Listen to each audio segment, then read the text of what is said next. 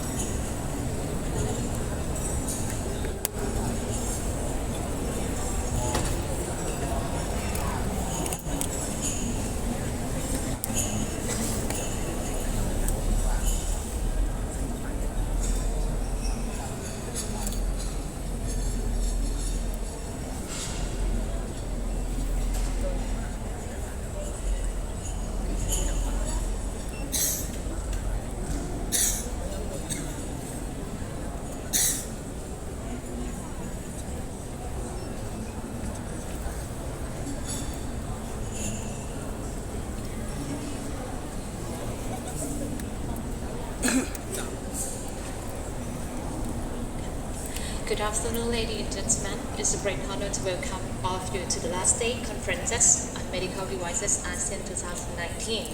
We will start with the first topic with nanotechnology for medical device. Please welcome Dr. Varun Inthasanta, Nano Hybrids and Coating on the stage. Please welcome.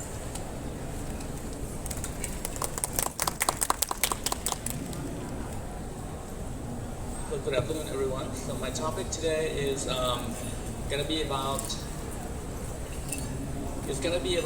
multifunctional and nanofiber filter for particulate matters and do you have a pointer? And tuberculosis elimination. So this research is about designing and function versus the visible and invisible structure that we learn from nature. Okay, my main topic includes two parts. First one is the concept that we learn that function versus discernible structure in nature, which is going to be anti-tuberculosis nanofibrous membrane. And the second part is bio-based material for filtrations. And in this part, we learned that the functions can be designed from the indiscernible structure. So let's start with the first one. Okay, the World Health Organization reported that 1/3 of the world population has been infected with tuberculosis. and at some point, some of these people, will get weak due to the conditions of their living standard, and then some of them will show the symptom. And then what happened is that these people will be cured using cocktail drugs, which cost a lot of money for themselves and their family. And then you might wonder what happened to the vaccine. The general vaccine works fine, but not nowadays, because nowadays if you get infected with TB, it's most likely that these are drug-resistant TB or tuberculosis. So the remaining options is to do the elimination of the TB in the air, because TB bacteria can be spread out when you cough or when you get sick and you talk to other people in confined space. So if you look at the limitation of the traditional HEPA filtration, well, they cannot kill the bacteria. The problem that this filter can actually block the bacteria, but bacteria are there and they're accumulated, and then that's going to be a source of biological dangers that you can face. So we developed this technology. So what happened is that when you cannot eliminate the bacteria, this is what happened. Bacteria love to grow on your facial mask because on your facial mask you have heat, you have moisture, and on the right side you can see that at high temperature, bacteria love to grow. On the left side you can see that at high humidity, you get a lot of bacteria over there. So this is why we don't want to have bacteria or any bacteria in the facial mask. And this is the statistics. We learned that there are some tuberculosis infection cases in healthcare workers. On the right side, you can see a table that in one medical institution, you can see that there are so many sections that the personnel, the officials can be infected by the TB, which means that if you have, if you are in the environment that there's a risk. The problem is that there's a risk of you getting infected.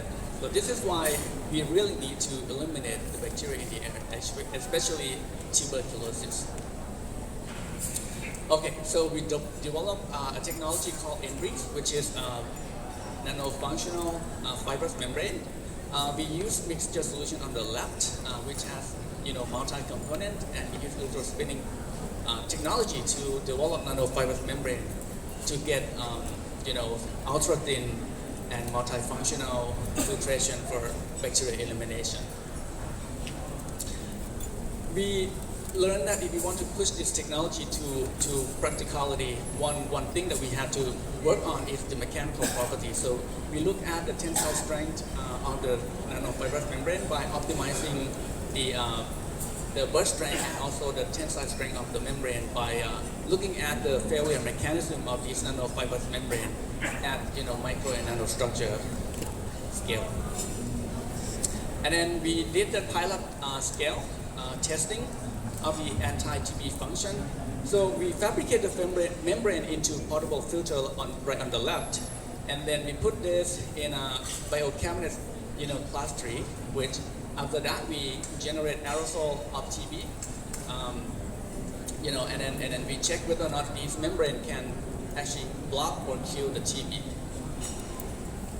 And then this is the summary of the results. On the upper left, you can see that the control sample can actually block the TB, but the green spots means that the TB are still alive. And then you go back to the same slide, and then on the right side, a little bit on the right, you can see that there are red spots on the dark background, which means that our NBRIES membrane can actually block and also kill the TB bacteria. So this is the proof that we can actually block and kill this, potent bacteria. On the bottom left, you can see that we can tune the wettability of the surface. Sometimes it's important that you make the membrane, water or moisture resistant. And on the bottom right, you can see that you make this membrane to have very excellent, anti-UV properties. Why do we need water repellents, and why do we need, UV resistance, because in real life when you use this membrane, sometimes they face a lot of humidity, a lot of sunlight, when you use it outdoor, and sometimes nanofibers just degrade so quickly. So that's why this coating function is so important, in addition to the anti-tuberculosis properties. So let's go back to the comparative features, and on the left you can see the HEPA, conventional HEPA properties. They can actually block the 0.3 micron particles. They have limited design, and most of them are expensive. Enbridge, can filter, particles even smaller than 0.3 microns. They can be anti-bacteria. They can eliminate, gram-positive and gram-negative, like Staphylococcus or E. coli. And more importantly, they can actually block and kill TB, as I mentioned earlier. Enbridge is water-resistant and anti-UV. Enbridge has flexible design and, cost-effective. So this is the translational status. So we work at NASDA. Our main objective is to translate our technology into industry. We have the Thai patent, we have international patent, we have peer-reviewed articles, we have manufacturing product, and we have financial feasibility. So when we talk to investor or some people from the manufacturing section, we share this information so that they can have an idea of how to do the investment. And this is the product specification summary. Enbridge is a multi-purpose nanofiber membrane, and they can be antimicrobial, they can be moisture tolerant, they can be ultraviolet radiation resistant, they can be robust and flexible, chemically resistant, and they have flexible product design just from the membrane. For the applications on the left, you can see that we can transform Enbridge into a facial mask to eliminate, for personal protection against bacteria or tuberculosis. On the second one, you can apply Enbridge to the cabin air cleaner system. And the third application is just the portable filter for home protection. And on the right, we can transform Enbridge into multi-layers fabric for some dual use or military purpose. So that's the first part of my talk. The second part is the bio-based material for filtration. We make nanofibrous membrane from rice starch. Why rice? Because we have a lot of rice. Rice has very special function. They are semi-crystalline polymers that could be found abundantly in nature, and in the circular economy that we are focusing on nowadays, using degradable biopolymers can be beneficial for our environment. So first we start with dissolving the starch, which is quite a challenge. And as a plan, the solution for electrospinning, and we transform that into nanofibrous membrane and apply that to nanofilter. So we have 4 sub-plans. The first one is to make just a nanofibrous membrane for dust filtration. The second one, we make it antibacterial. The third one, we wanted to be able to absorb VOC. And then the fourth one, we want both antibacterial and VOC absorption functions. The reason is that nowadays, sometimes TB is a problem, but sometimes particulate matter, like PM 2.5, is a problem for Thai people. So that's why we focus on this. Okay, so what do we do? So we make a mixture. Here we use PVA and starch, and then we transform it into nanofibrous membrane using a little spinning process, and then we get nice and modified structure of the nanofibrous membrane like the bottom, and then we could make the second one. The second one is simple. Once you're done with the first one, we add antibacterial function into the solution, and then we end up getting nice and modified antibacterial nanofibrous membrane here.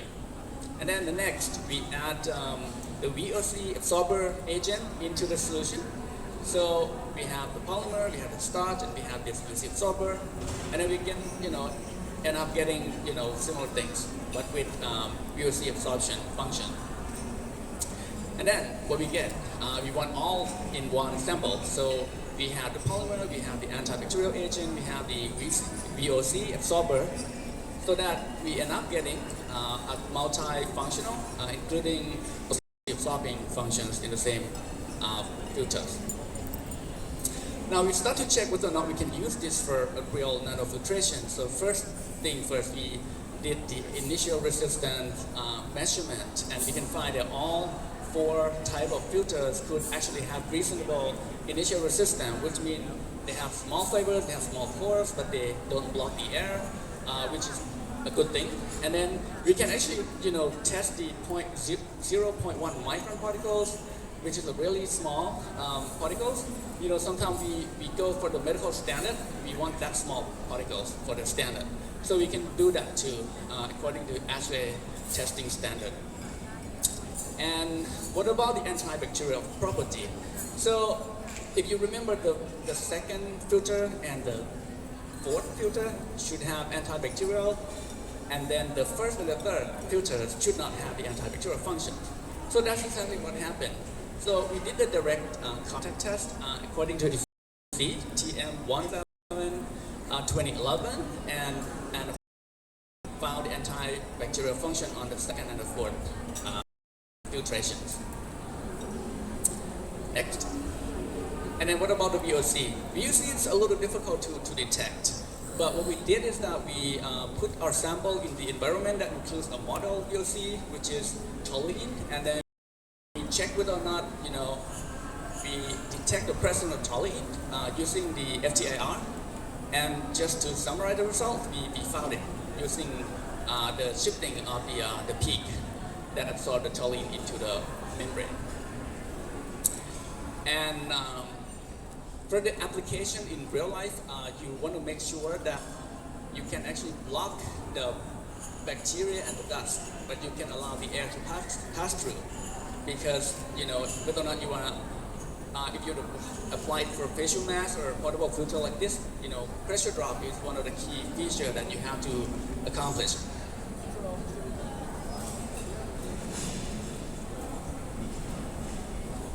Microphone? No? Okay. So, where are we? Okay, so that's the end of my second part, and I believe that I have 5 more minutes, so I'm gonna go on further on the business aspect of this technology. So if you think about it, we can make membranes with multifunction. We can make membrane with degradability from rice and polymers.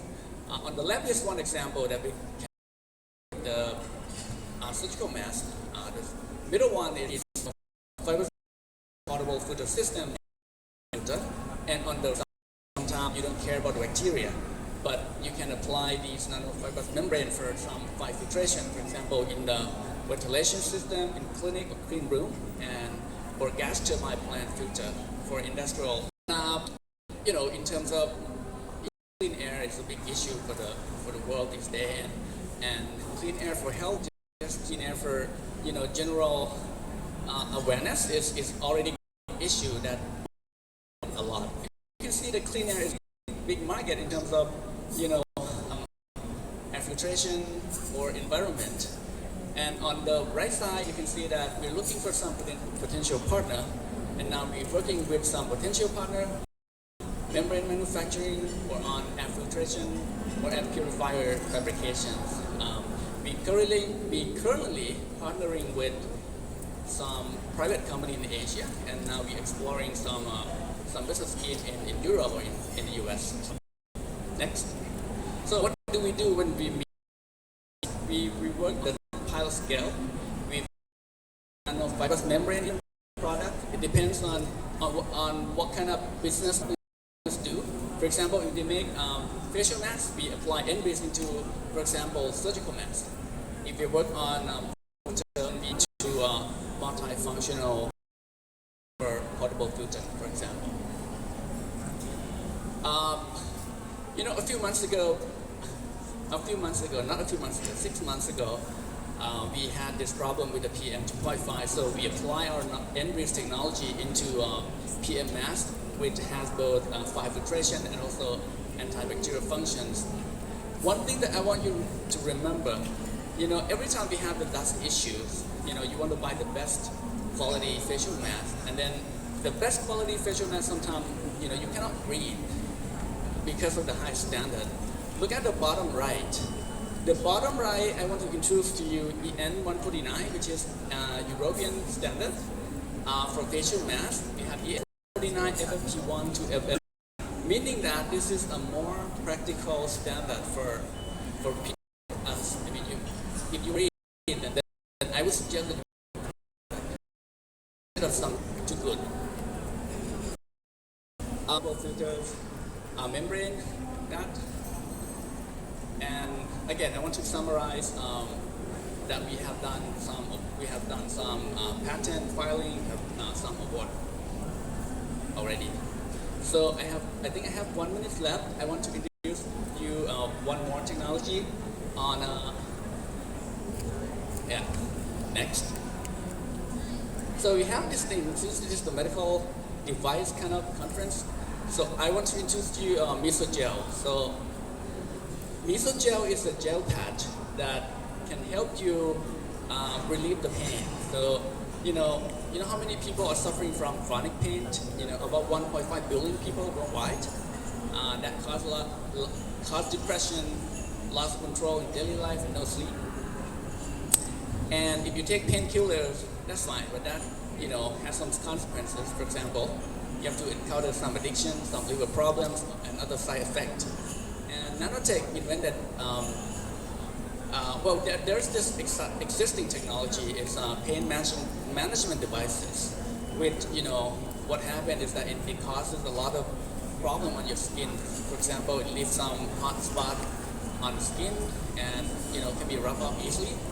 And then what we invented, we call Meso Gel, which is a nano composite gel that is special that these problems are gone. And then we don't have much time for this, so if you want to talk more to us about the Meso Gel, we've done some calculation on the revenues, on the gross profit margin, and then it's very good opportunity to invest in terms of medical device. So let me summarize. The first part is the nanofibrous membrane, which includes two technology. One is the multifunctional nanofibrous membrane that can block and kill TB and also small particles. And the second one is the nanofibrous membrane made from rice, which are degradable, and both of them has a very high standard in terms of filtration, and they have low pressure drop, which means that when you apply it to facial mask or filter membrane, the breachability is very high. And the last part, the plus part is the Meso Gel, which is the gel, electroactive gel made from nanocomposite that can actually work very well on your skin. And this is a new technology that hopefully can replace some other problematic products. So with that, I would like to thank you very much for your attention, and a little sorry if I talk too fast.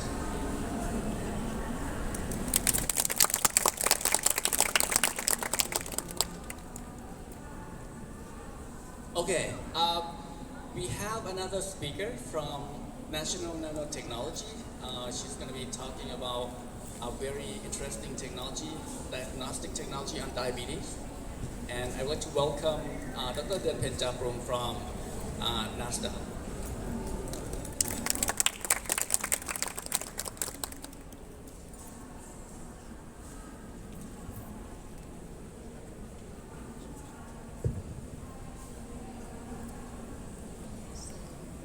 Thank you, Dr. Warren, for introduction. Can you hear me? So,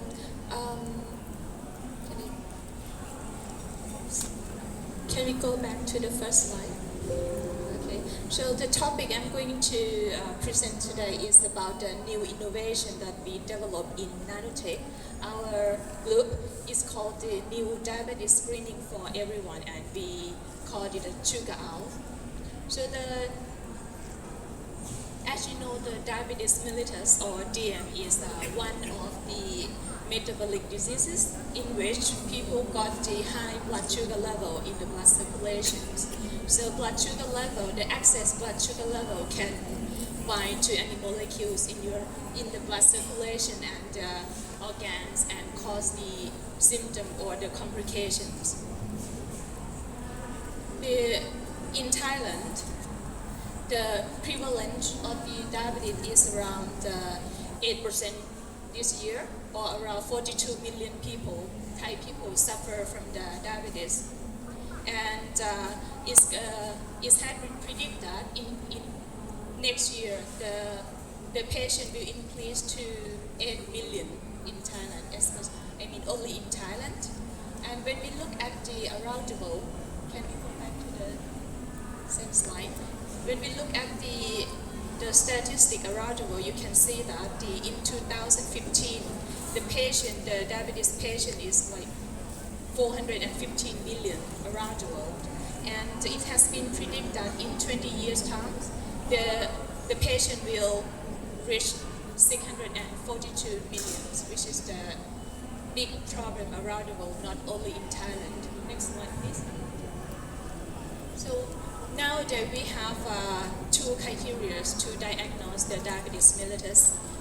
First one is the symptoms, and the second one is that the doctor will see the two biomarkers. The first one is the blood sugar levels. You have to do fasting before go to the hospital, and then blood drawing and taking the measurement for the blood sugar levels. And the second biomarker is the glycated hemoglobin, which is the glucose molecules bind to the one protein called the hemoglobin. The hemoglobin is inside red blood cell.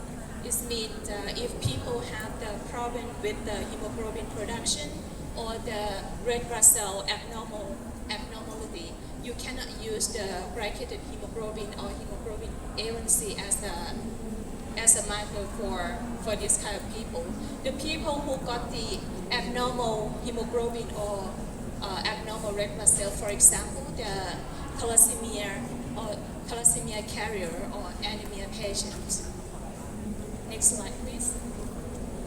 It seemed not to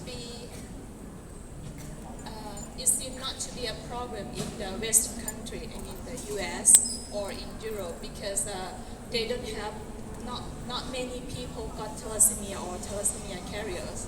But when we look at the Asian country, especially the Southeast Asia and Africa, you can see the thalassemia carrier really high, especially in Thailand.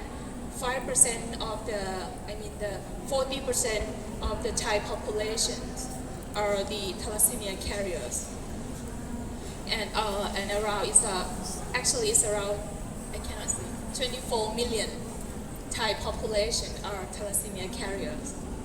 But around the world, it's just 5%. But it's still a problem in Southeast Asia country, especially in Thailand. The thalassemia and thalassemia carrier is genetic diseases. It's passed from the parent to the children, from the one generation to the next generation. So it's difficult to get rid of the thalassemia or thalassemia carrier from. Next slide, please. So as I mentioned that the hemoglobin A1C, we measure the hemoglobin level. It means anemia, thalassemia people or thalassemia carrier cannot use the biomarker to monitor the diabetes complications. So we really need the new biomarker, which is we come up with the new biomarker called the glycated albumin, which is the glucose molecule covalently bound to the protein called albumin. The human albumin is outside red blood cell, is in the blood circulation, but outside red blood cell, it means people who got abnormal hemoglobin or abnormal red blood cell still can use this kind of biomarker. And this biomarker, the half-life of this marker is 4 weeks. It means we can measure every 2 weeks or 4 weeks. But for the glycated hemoglobin, the half-life is depending on the red blood cell, because inside red blood cell, you probably know that the red blood cell half-life for 4 months. So it means you can measure every 2 to 4 months, which is quite long. So we call it long-term biomarker. It's not good for severe cases. So this glycated human serum albumin can be can be the better choice for screening and monitoring of the diabetes. slide, please. So in nanotech, we found the problem in 2011 from the doctor who expert on the thalassemia, Professor Suthat Fujaran, came to our group and tell us the problem is really happening in Thailand. So that's why we start develop the diagnostic test kit for dilated albumin. So we first developed the solution composed of the spatial nanoparticles and the targeting molecules called aptamer. And the next year, we developed the portable detector and the mobile applications. You can see the first version of development is divided parts, make it smaller for the detector and put the application on the mobile phone. This is the other one. The detector becomes smaller and the application has been next slide please. And the characteristics of our sugar owl, we call sugar owls, the sensitivity and specificity is quite high. It's 98%. This one is from just 200 patients. And the time to process is 5 to 10 minutes, depending on what kind of sample that we use. And the cost per sample is just 20 bahts or around $50 for our test kit. We compare the performance with the similar technology using the antibody. So you can see our diagnostic test kit is better than the antibody platform. And our platform, we can use any kind of three types: plasma, serum, urine, or even like a whole blood. I mean theoretical. And analyze time is 5 to 10 minutes, depending on the sample type. And LOD is the LOD is limit of detection, 50 microgram per milliliter. Sensitivity specificity is higher than invented by us, nanotech, NASA. Next, we try to do a strategy canvas to compare our the other commercial available in the market products. So our product is orange color. You can see that our product, the advantage of our product over other product is sensitivity and specificity, and also the volume of samples and economic yet. We're still working on that. We have quite a few publications. If you want to look at the detail of our sensor, you can see the biosensors and bioelectronics in 2016. And we also built several IP in time, around 9 IPs, and the US IP as well. You can look if you want to see the detail of that. Next slide. And this slide show you the journey of our product that we call sugar owls. The first in 2011 we found the research problem from Professor Suthat Fujaran, and in next year we developed the targeting molecular called the aptamers, and we got the US IP. We got an award from this kind of projects from the Royal Society of Chemistry UK, and we published a paper about kind of sensor, and we combined with the nanotechnology, which is the nanoparticle, spatial nanoparticle that we developed in our group, make it like easier, and develop the first version of the portable reader. Next year we received the DMSC award from in Thailand, and our US IP granted. And last year we developed the second version, which is smaller than the first one, and we received the NRC Research Award from this kind of projects. And recently this year, we got the medal from the Invention Geneva, Asian Invention Geneva. So this is the updated version of our Sugar portable reader and application.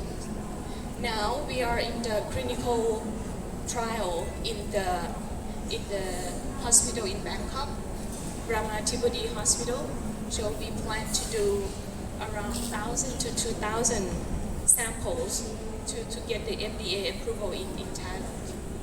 So this one we just try to estimate the demands in Thailand because it's quite difficult to get the FDA approval in Thailand. So we first look at the private hospital because sometimes they probably want to use something that not FDA approval yet. So we got the statistic from here, and we found that 7 million people went to the private hospital in Thailand. There are around 1.2 million diabetes patients, and 7 million people are thalassemia carrier, and 8 million are ordinary patients. So calculate that if all of these use our sensor just once for screening, let's see, position ourselves like 300 baht per sample. Remember that actually the production cost in the lab is just 20 baht per sample, but if we position ourselves between the blood sugar level and the hemoglobin A1C level, let's say 300 baht, we can, next slide please.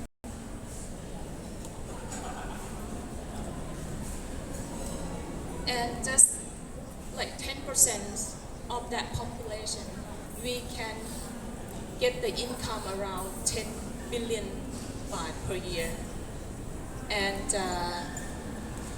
in year, and but the income will increase until the year 5, so we can make the profit around 100 months. This is just if, so maybe it's wrong. We are trying to do the estimation for this. Next slide, please. What we are looking for right now, the licensee who want this technology as a, because we already have like several IP, including the US granted. We have the paper publications in several international journals, so our result is quite reliable. And we also want the access to obtain US, EU FDA approval or other countries FDA approval, and funding to do the field test and product development, because our product now is still the lab prototype. We are trying to do upscale. And this is the one of them is here. And actually we are a big team. We working on several kind of device. We have the engineer, we in our team. This is just that we are got the that I can do today. And next slide. Can you? I got the short video, 2 minutes video to show you before finishing.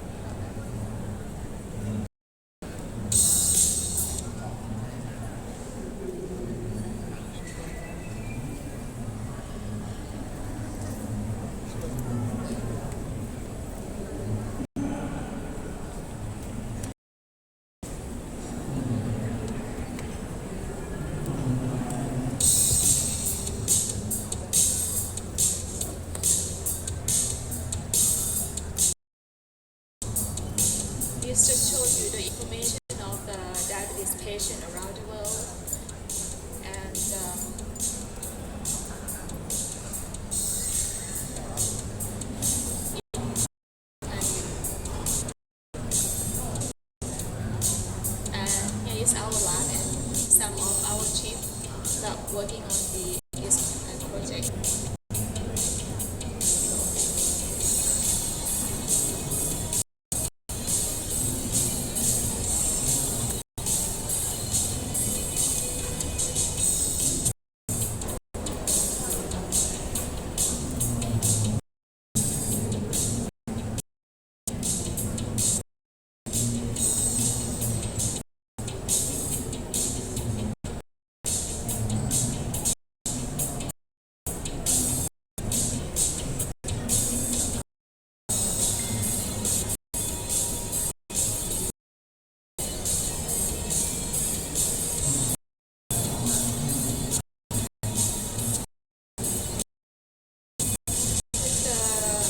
The spatial particle that I mentioned in my presentation.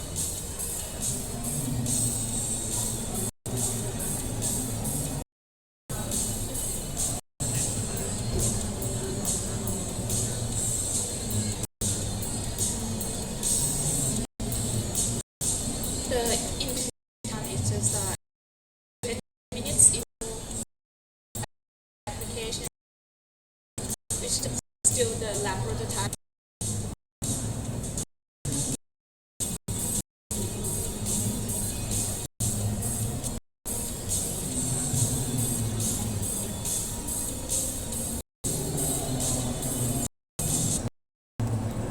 That's it. And Nano sensor. Thank you very much to Dr. Warren Intasanta, Nano Hybrid and Coating for a very good presentation. Next topic, we are going to the last topic of the day: digital health, heaven or hell.